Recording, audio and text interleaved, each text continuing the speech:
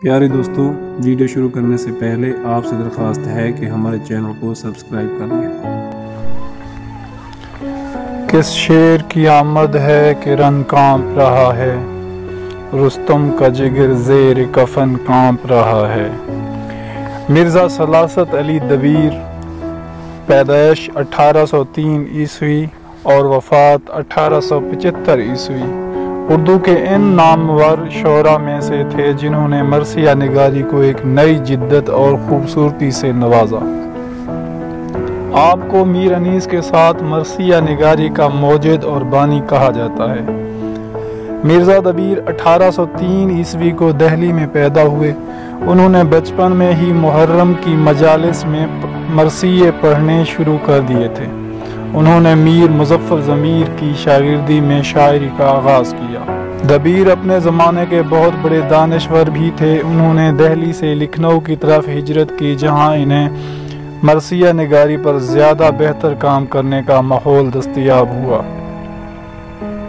مولانا محمد حسین آزاد اپنی کتاب آب حیات میں تذکرہ سراپا سخن کے حوالے سے لکھتے ہیں کہ مرزا دبیر کے والد کے نام کے حوالے سے دو نام ملتے ہیں، ایک غلام حسین، دوسرا مرزا آغا جان کاغذ فروش۔ مرزا دبیر کا 1875 عیسوی میں انتقال ہوا اور انہیں وہیں پر دفن کیا گیا۔ ادبی خدمات: انہوں نے اپنی زندگی میں 3000 سے زائد مرثیے لکھے، جس میں نوحے اور سلام شامل نہیں ہیں۔ انہوں نے بغیر نقطوں کے ایک کلام لکھا جس کا پہلا شعر تھا، ہم تالے ہما مراد ہم رسا ہوا۔ اس بے نقطہ نظم میں مرزا دبیر نے اپنے تخلص دبیر کی جگہ اپنا تخلص عطارد استعمال کیا، اور اس پوری نظم میں شروع سے آخر تک ایک نقطے کا استعمال بھی نہیں کیا۔ ایک انگریز مصنف، پروفیسر اور قدیم اردو شاعری کے ماہر پروفیسر فرانسس ڈبلیو پرچیٹ نے ایک مقام پر لکھا ہے کہ کوٹ اس طرح کا مکمل مرثیہ نگار، شاعر اور انسان دوبارہ پیدا نہیں ہو سکتا، انکوٹ۔ آپ کے چند مشہور مرثیے: ایک، کس شیر کی آمد ہے کہ رن کانپ رہا ہے۔ دو، دستے خدا کا قوت بازو حسین ہیں۔ تین، جب چلے یثرب سے سبط مصطفیٰ سوئے عراق۔ چار، بلقیس پاسبان ہے یہ کس کی جناب ہے۔ پانچ، پیدا شعاع مہر کی مکراز جب ہوئی۔ اگرچہ مرزا دبیر کی وجہ شہرت مرثیہ نگاری تھی، لیکن انہوں نے شاعری کی دوسری اصناف پر بھی بہت کام کیا، جس میں سلام، رباعی، قطعات اور غزلیات بھی شامل ہیں۔ آپ کی غزلوں کا اسلوب مرزا غالب سے ملتا جلتا ہے۔ اردو ادب کی تاریخ میں مرزا دبیر اور میر انیس کی مرثیہ نگاری کا بہت زیادہ تقابل کیا جاتا ہے۔ اگرچہ دونوں کی ہی وجہ شہرت مرثیہ نگاری تھی، تاہم دونوں کا انداز اور اسلوب ایک دوسرے سے بہت مختلف تھا۔ بعد میں آنے والے اردو ادب کے بہت سے ماہرین نے اس پر بہت زیادہ کام کیا۔ اس عظیم ورثہ کو محفوظ رکھنے کی ضرورت ہے۔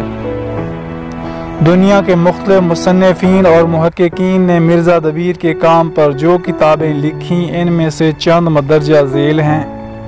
ایک، موازنہ انیس و دبیر، مولانا شبلی نعمانی۔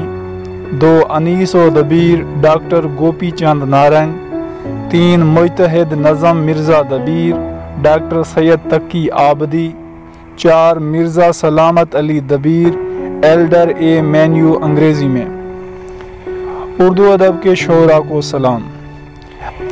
انیس اور دبیر اکیڈمی لندن نے دونوں عظیم شاعراء کی سالگرہ پر اردو ادب میں انیس اور دبیر کا مقام کے عنوان سے ایک عالمی سیمینار کا انعقاد کیا، جس میں پاکستان، بھارت، امریکہ، کینیڈا، آسٹریلیا اور برطانیہ کے علاوہ دنیا کے بہت سے ممالک کے ادیبوں اور دانشوروں نے شرکت کی اور مرزا دبیر و انیس کی شخصیت اور کام پر روشنی ڈالی۔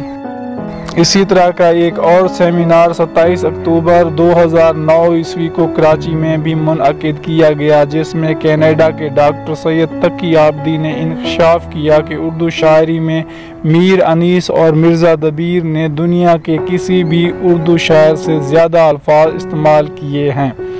انہوں نے بتایا کہ نذیر اکبر آبادی نے 8500 الفاظ استعمال کیے، مرزا دبیر نے 1,20,000 جبکہ میر انیس نے 86,000 الفاظ استعمال کیے۔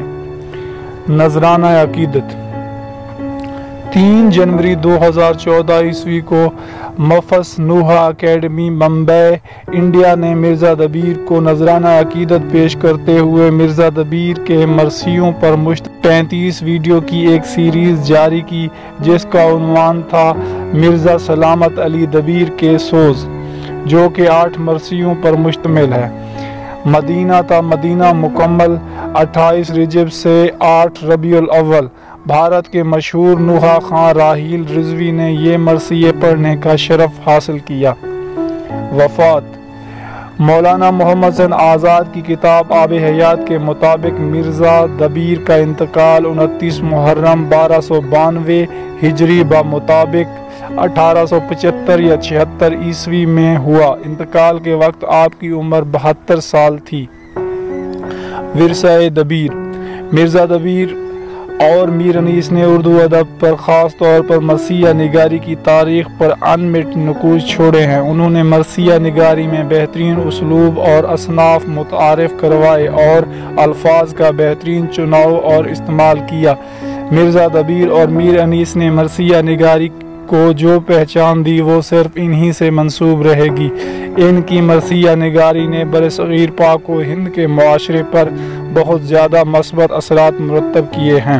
جب بھی مرثیہ نگاری اور اردو ادب میں خدمات کا ذکر کیا جائے گا، مرزا دبیر کا نام ہمیشہ سر فہرست لکھا جائے گا۔